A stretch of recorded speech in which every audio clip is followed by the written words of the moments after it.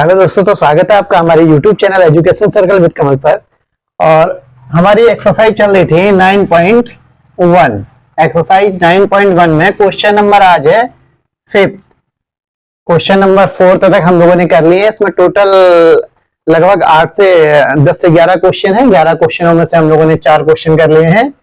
Chapter 9 है त्रिकोणमिति के कुछ अनुप्रयोग, यानी जो हम लोगों ने 8 चैप्टर पढ़ा था ट्रिग्नोमेट्री के ही ये क्या है, इसमें एप्लीकेशन है, मतलब उनका अनुप्रयोग हम लोग किस प्रकार करेंगे जो हमने ट्रिग्नोमेट्री सीखी है।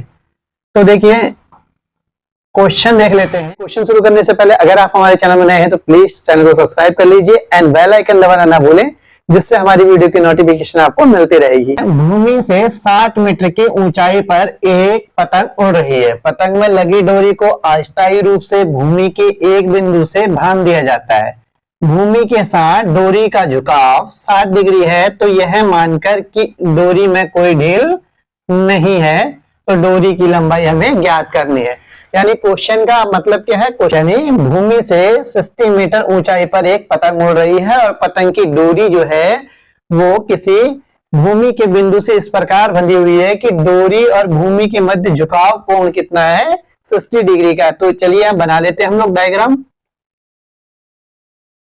ये कोई भूमि है,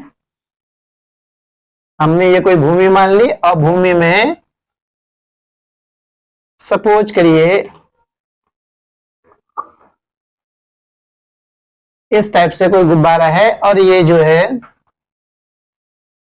पतंग में लगी, पतंग बना ली, ये पतंग उड़ रही है और पतंग से यहां भूमि तक की जो ऊंचाई है, यहां से यहां तक की ऊंचाई दे रखी है 60 मीटर है। 60 मीटर इसकी ऊंचाई है और इस पतंग की जो डोर है, ये डोर किसी एक बिंदु से, यानी भूमि के किसी भी एक बिंदु से, यानी यहाँ किसी भी एक बिंदु से, या इस साइड को बनाएंगे तो भूमि इस साइड को कहीं पर भी हम लोग लगा लेंगे। तो ये हम लोगों ने तनी हुई डोरी है। उन्होंने बोल रखा है कि डोरी में कोई ढील नहीं है, तो सीधी सीधी ये पतंग की क्या डोरी है, लिख लेते हैं यहाँ पे डोरी। डोरी की लंबाई हमें फाइंड आउट करनी है। अगर हम मान लेते हैं ए, बी और सी, भूमि के साथ डोरी का झुकाव 60 डिग्री है, यानी ये डोरी है और ये भूमि है। भूमि के साथ और डोरी का बीच में जो झुकाव कोण है वो कितने डिग्री का है, 60 डिग्री का एंगल बना रही है। और ये यहां से यहां तक पतंग की जो एक्चुअल हाइट है वो 60 मीटर है, तो हमें डोरी की लंबाई ज्ञात करनी है। तो चलिए ज्ञात कर लेते हैं हम लोग। यहाँ पे लिखेंगे पतंग की ऊंचाई, पतंग की ऊंचाई यानी हाइट हमको दे रखी है 60 मीटर, डोरी की लंबाई हमें ज्ञात करनी है और थीटा कितना दिया है 60 डिग्री। देखिए क्वेश्चन इससे प्रीवियस जितने भी क्वेश्चन किए थे उसी प्रकार से ये वाला क्वेश्चन भी होगा, क्योंकि बहुत ज्यादा कुछ है नहीं इसमें। देखिए मैंने ट्रिक जो बताई थी कि एक उस भुजा को हम लोग उस लाइन सेगमेंट को ले लेंगे जो दे रखी है, दी कौन सी हमको लंब दे रखी है और निकालनी कौन सी कर्ण, यानी हाइपोटेनस निकालनी है। तो हम यहाँ लिखते हैं लाल बट्टे कक्का। अब हम इसमें देखेंगे कि लंब भी आ जाए और कर्ण भी आ जाए। देखिए लंब और कर्ण किस में आ रहा है, साइन में आ रहा है, तो हम लोग साइन फंक्शंस को ले लेंगे। साइन थीटा इक्वल टू लंब बट्टे कर्ण। साइन थीटा की वैल्यू कितनी है, 60 डिग्री का कोण बना रही है।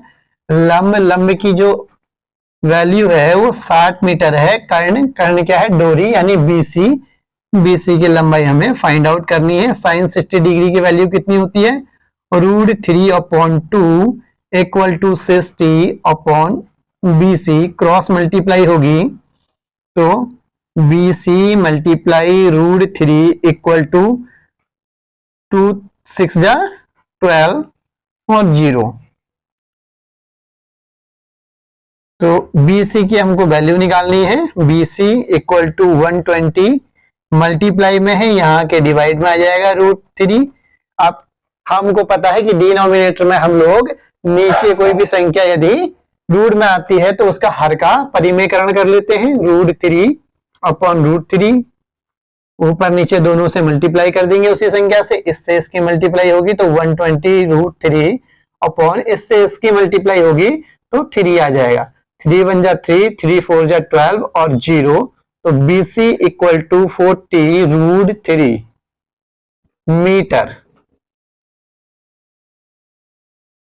डोरी की लंबाई यहां लिख देंगे, डोरी की लंबाई, क्यों? क्योंकि डोरी की लंबाई याद करनी थी हमें। डोरी की लंबाई बराबर 40√3 मीटर आंसर आ गया है। इसी प्रकार से ये क्वेश्चन ऐसे ही इजी होते हैं। देखिए अभी तक जो हमने जितने क्वेश्चन किए, क्वेश्चन नंबर 1, 2, 3, 4 और ये 5th वाला भी उसी टाइप में क्वेश्चन है। क्वेश्चन में कुछ नहीं करना होता, एक एंगल दिया होगा और तीनों भुजाओं में से कोई एक भुजा दे रखी होगी। जिस भुजा को आपको निकालने को बोल रखा होगा उस भुजा को, और जो दे रखी है उस भुजा को लेके आप लाल बट्टे कक्का में ट्रिग्नोमेट्री फंक्शन कौन सा अप्लाई होगा वो आप देख सकते हैं। जैसे यहाँ साइन, कॉस, टेन, कोसेक से कॉट आता है, तो इस प्रकार से हम लोग सारी वैल्यूज निकाल सकते हैं। देखिए क्वेश्चन नंबर 6 है। क्वेश्चन नंबर 6 में क्या बोल रहा है, ये थोड़ा सा डिफरेंस है क्वेश्चन नंबर 1 से लेके 5 तक जितने भी हमने क्वेश्चन कर लिए हैं, हल्का सा थोड़ा अलग है। 1.5 मीटर लंबा एक लड़का 30 मीटर ऊंचे एक भवन से कुछ दूरी पर खड़ा हुआ है। तो हमने क्वेश्चन यहां तक पढ़ा। अब बोल रहा है जब वह ऊंचे भवन की ओर जाता है तब उसकी आंख से भवन के शिखर का जो उन्नयन कोण है 30 डिग्री से 60 डिग्री हो जाता है। बताइए वह भवन की ओर कितनी दूरी तक चलकर गया। तो क्वेश्चन का मेन जो अर्थ है वो ये है कि एक 1.5 मीटर लंबा लड़का जो भवन से कुछ दूरी पर खड़ा हुआ है, अब वो क्या करता है, भवन की ओर धीरे धीरे चलकर जाता है। पहले इनिशियल स्टेज में जिस जगह था उस जगह में एंगल कुछ और बना था, जब वो चलकर थोड़ी आगे गया तो वहां पे एंगल कुछ और हो गया, यानी 30 डिग्री से 60 डिग्री एंगल हो जाता है। तो कितनी दूरी तक चलकर गया ये हमें दूरी निकालनी है। तो देखिए ये मान लेते हैं कि 1.5 मीटर का एक लंबा लड़का है, हमने मान लिया। ये कहां पे खड़ा होगा, सीधी सी बात है, इतना तो लॉजिक है कि ये धरातल में खड़ा होगा। और वैसे हवा में तो खड़ा होगा नहीं, कहां पे खड़ा होगा, धरातल में खड़ा होगा। तो ये धरातल में खड़ा है, 1.5 मीटर इसकी हाइट है। अब इसी धरातल में, जिस धरातल में वो खड़ा है, इसी धरातल में कुछ दूरी, या आप दूरी को उधर मान लो या इधर मान लो, ठीक है। अगर इधर मानेंगे तो हमारा डायग्राम इधर ड्रॉ होगा, उधर मानेंगे तो उधर ड्रॉ होगा। तो हम लोगों ने मान लिया कि यहाँ एक ऊंचा भवन है, उसने बोला एक ऊंचा भवन है उससे कुछ दूरी पर,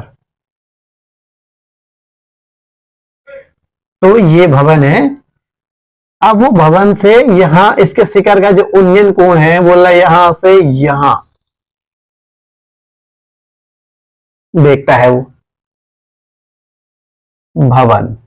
भवन की ऊंचाई कितनी दे रखी है, 30 मीटर ऊंची। तो 30 मीटर ऊंचा एक भवन है, यहां से लेके यहां तक टोटल जो हाइट है उसकी ये है। अब वो धीरे धीरे ये लड़का जो यहां खड़ा है, अगर चलकर, अगर वो सपोज कीजिए अगर यहां आ जाए, तो यहां से तो देखेगा नहीं, क्योंकि जब चलकर आगे आएगा तो उसकी हाइट ये है। तो इसी प्रकार से वो चलकर आगे आएगा, क्योंकि प्रेक्षक की जो आंखें होंगी वो उसकी हाइट के ऊपर यहां रहेंगी, प्रेक्षक की आंखें।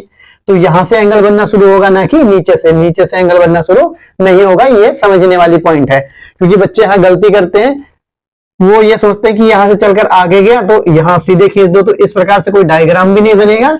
और दूसरी बात रही कि इस प्रकार से प्रेक्षक की आंखें इक्वल नहीं रहेंगी, यानी यहां खड़ा है तो यहां से देख रहा है, अब ये ऐसे ही आगे चलकर आएगा क्योंकि इतनी इसकी हाइट है। तो इस तरीके से हम लोग यहां काट देंगे पूरा, तो इस तरीके से बना देते हैं।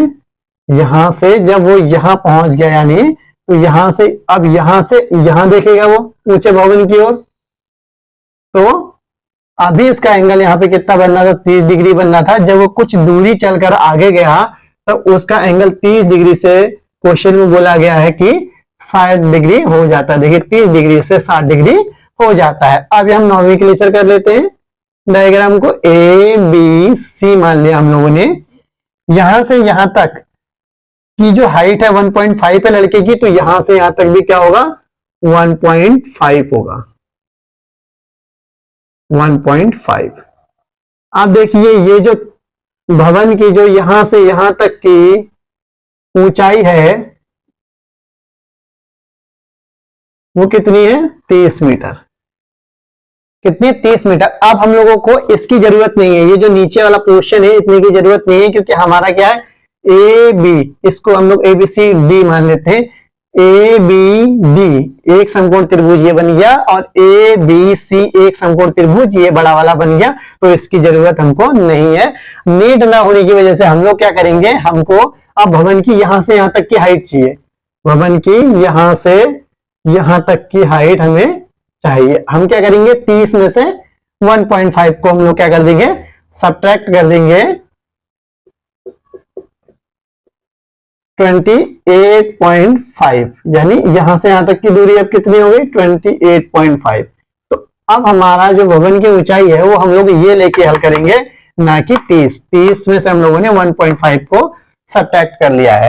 अब इन क्वेश्चनों में देखिए, अभी तक जो क्वेश्चन हम लोग कर रहे थे उन क्वेश्चनों में क्या होता, सिंगल डायग्राम बनना था। सिंगल डायग्राम बनना था, सिंगल डायग्राम में क्या करना था, एक भुजा वो लेनी थी जो दे रखी थी, और एक उसको लेके हल करना था जो हमें याद करना था। अब यहाँ पे इस टाइप में जब दो डायग्राम, मतलब एक डायग्राम में दो समकोण त्रिभुज आ जाए तो सिंपल सी बात है, दोनों डायग्रामों का मान निकाल के हम लोग उसको क्या कर देंगे, बराबर में रख देते हैं, तो जो मान हमें निकालना होता है वो ज्ञात हो जाता है। देखिए फंडा इसमें भी वही रहेगा, ट्रिक वही रहेगी। इसमें निकालना क्या है, देखिए कितनी दूरी तक चल के गया, तो यहां से यहां तक की दूरी, सपोज हम मान लेते हैं कि यहां से पूरी यहां तक की दूरी कितनी है, x मीटर है, x मीटर मान लिया हम लोगों ने।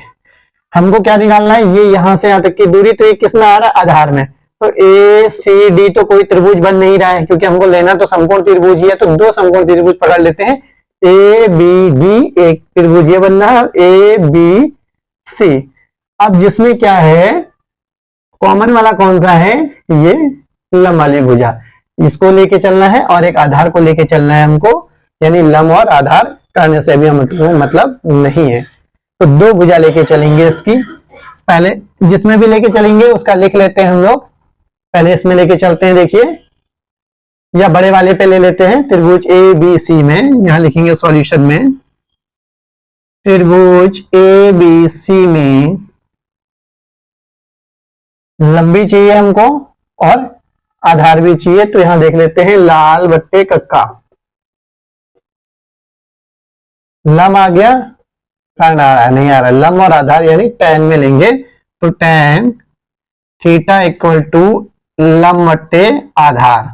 आप टैन थीटा, थीटा की वैल्यू क्या है, कौन से वाले त्रिभुज में, ए बी सी वाले त्रिभुज में देख रहे हैं, तो थीटा कितना हो जाएगा, 30 डिग्री हो जाएगा।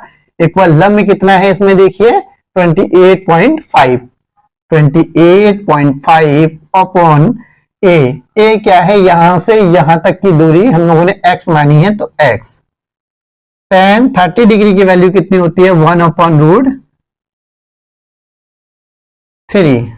28.5 अपॉन x, क्रॉस मल्टीप्लाई करेंगे तो x बन जाए x इक्वल टू, इससे इसकी मल्टीप्लाई होगी तो 28.5√3।